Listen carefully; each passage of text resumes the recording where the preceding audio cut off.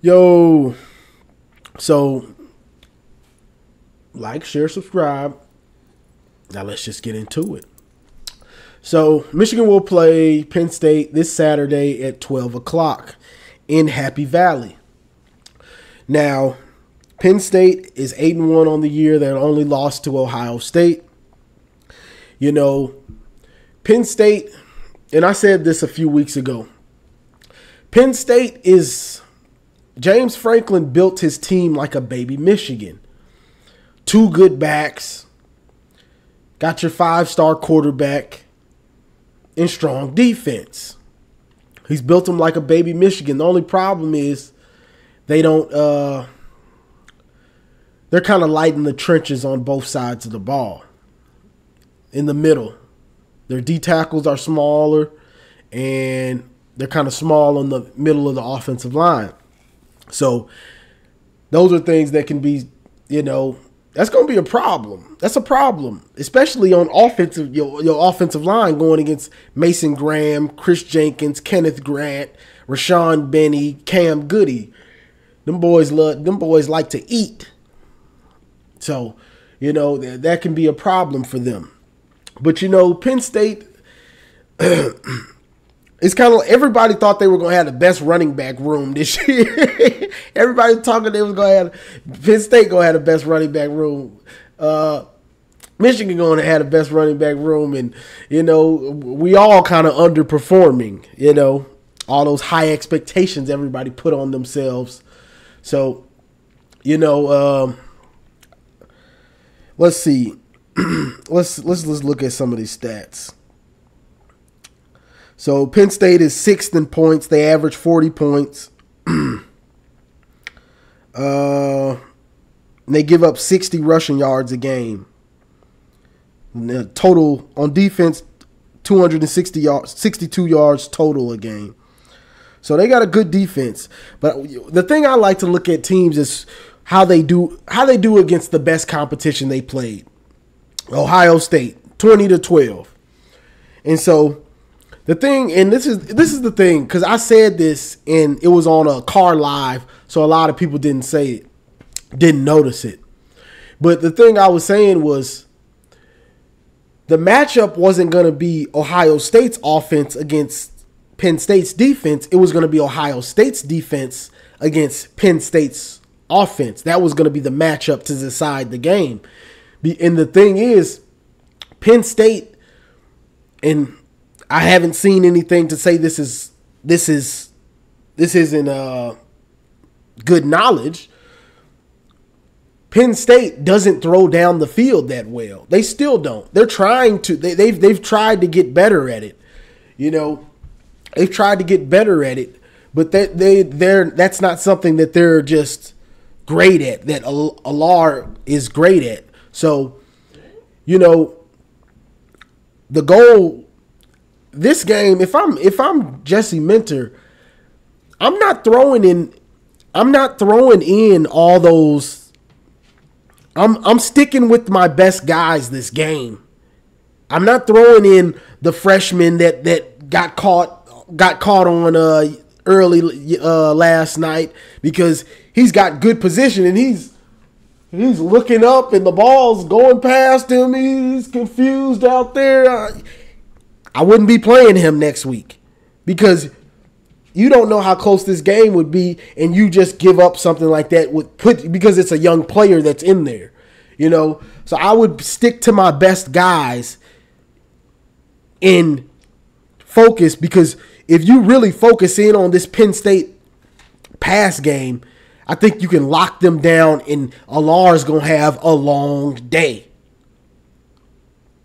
Because that's just what I think. Because Mason Graham, the front seven, Mason Graham, Chris Jenkins, Kenneth Grant, Colson, Hausman, Barrett, McGregor, them dudes are going to be able to handle Singleton and Allen. They're going to be able to handle them. Yeah, I know they're nice, but you got to have the blockers to be nice. It's only one dude I've seen just not have the blockers and do something amazing. Kenneth Grant. Let's not even get too far into him, but Kenneth Grant ain't there. I mean, Kenneth Walker III. He's not there. So, though the front seven will be able to stop that. They'll be able to stop them or slow them down. The game is going to come down to, will Alar be able to sit back there and make those throws with all these exotic blitzes and all these different coverages? Because Ohio State does it a little different. They do more man. Ohio State does a lot of man blitzing, And the thing about that is if you've got better defenders than they have receivers and stuff, you can just we playing man, do what you will, cause y'all ain't getting nothing. We sitting on all that. We more athletic than y'all. Y'all ain't getting nothing. So that's what's beautiful about a man defense when you're going against less talented receivers. But Michigan plays more zone. So with them playing more zone, I'm interested to see what he does with the coverages. Because it's not as easy to figure out. It's not as easy to figure out as a man. You can know it's man, but your dudes can't get open, so who cares? Yeah, you see, it's man, but your dudes ain't getting open. Who cares? Sack, incompletion. You know what I'm saying? But we play a lot more zone, so I'm interested to see how he does it. Will he play more man? Just because you see how much trouble how much more trouble it gave Alar, how much trouble Ohio State gave them playing so much man and tight coverage with the blitz thrown in there, or will he continue to run a lot of zones? It might not even matter because I'm not sure their offensive line will be able to slow Michigan's pass rush and D tackles down. You know what I'm saying? Because whether we're in man or zone, Jesse Minter brings these exotic blitzes. You know what I'm saying? So that's the thing. But honestly, I don't think they'll be able to score that much. I just don't think so because it just takes so much to be consistent with what you want to do against Jesse Minter. The quarterback just really has to be on point, or you catch Michigan slipping and you might get one big play and maybe get a touchdown out of it. But can you consistently do that for a full game? I don't think he'll be able to do it. Now on offense, I know somebody's going to say, well, Penn State's got a good defense too. JJ ain't. Well, the thing about Michigan's offense is Michigan gives you, I like to call it, I know Joel Klatt said boa constrictor. I like to call it death by 1,000 cuts because you can't really pick who's gonna beat you. Colston Loveland, Cornelius Johnson, Roman Wilson, Donovan Edwards out the backfield, Blake running it, JJ's legs, Samaj Morgan's legs, throwing it to Samaj Morgan. Tyler Morris catching passes. Oh, JJ scrambling out of the backfield, making plays, throwing it. You don't know what he's going to do. There's just so many different layers to it. You can't really, there's nobody you can say, I'm going to stop him and that's going to make us win because I'm going to take away Roman Wilson. Oh, okay. That's fine. I mean, sometimes he doesn't have any catches. Sometimes he'll have 3 touchdowns. It's okay. Take him away if that's what you want to do. We'll throw it to Donovan. We'll throw it to Colston Loveland. We'll throw it to Barner. We'll throw it to Tyler Morris. We'll throw it to Cornelius Johnson. Yeah, take him away. Oh, we're going to take away Loveland. Okay, take away Loveland. We're going to throw it to Donovan. We're going to throw it to Barner. We're going to throw it to Roman Wilson. That's just how Michigan's offense works. It's not like Ohio State or something where you're focused on Marvin Harrison Jr. You're focused on him. You're worried about him. He's the one's gonna beat you, or Travion Henderson now, who I must admit he is beasting. I'm watching. I don't think I ain't watching. Dude is looking nice, but this ain't about them today. So, but yeah, so that's what I think. Michigan's offense. I think they've just got more consistency, and it's just going to be harder to stop with all the different weapons that they utilize, plus Sharon Moore's play calling and JJ's legs and what he does inside and outside of the pocket. I think it's just going to be too much for Penn State. And if Michigan gets up early, you can say goodnight, because them boys going to pin their ears back. And Jesse Minter going to be throwing the kitchen sink at Alar.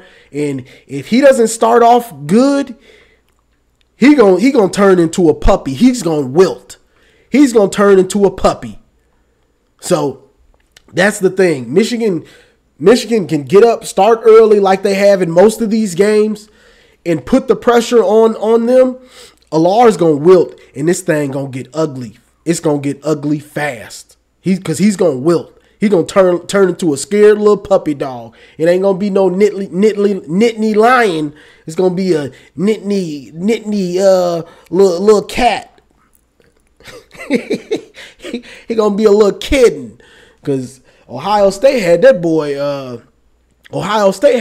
ready to get in the fetal position after the game and cuddle up with his pillow. I can't even knock it. They did. They had him like that. And by the last few possessions in that fourth quarter, when the game was pretty much in hand, I mean, it was still close, but you get what I'm saying, in hand, their offensive line they had quit.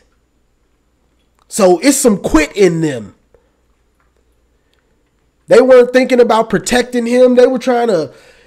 Ohio State's D-line manhandled them by the end. And them dudes, they don't get a lot of sacks or pressures. That's not their defense doesn't get a lot of sacks. Like they can get pressure, but they don't get a lot of sacks. They were getting sacks, and they were just running through Penn State's offensive line by the end of that game. You know what I'm saying? So if you can put that pressure on them to where they have to consistently do that, and you're bringing these blitzes, and then by that time they were just rushing foreign manhandling them dudes. So it's there. Them dudes, you put that pressure on them, and you start coming with those blitzes, and you just beating them. Them boys ready to quit. Ohio State made them do it late fourth quarter. Let's make them do it early third quarter. Make them do it second quarter. You can make them quit second quarter. Am I being too optimistic? Maybe I am. But you can watch the tape. People want to watch the film. You can watch the TV copy and see that them boys quit in that fourth quarter against Ohio State. That offensive line quit, and Alar was scared like a dog, a little puppy. And I guess if your offensive line ain't gonna block for you, you should be. Them boys was letting them dudes straight by. Ole, go get him. I don't want nothing to do with y'all no more. And that's what they were doing. So, so that's what I think. Michigan, get up early, put the pressure on them to have to execute and actually throw downfield, which they don't want to do and aren't that good at, and put that pressure on Alar, and in turn make him have to go against those exotic blitzes in that NFL scheme that everybody seems to hate dealing with Minter and McDonald and them boys. Coming from McDonald to Minter. So that's what I got on it. I'm expecting Michigan to win this. It's just, when will it? I'm expecting a controlled butt whooping or a blowout. Hopefully it will be. But that's all I got for this one, y'all. Penn State plays good. I just think Michigan is a better team and has more weapons on offense and plays just as good, if not better, defense. So that's what I got out of this one. Like, share, subscribe, and as always, go blue.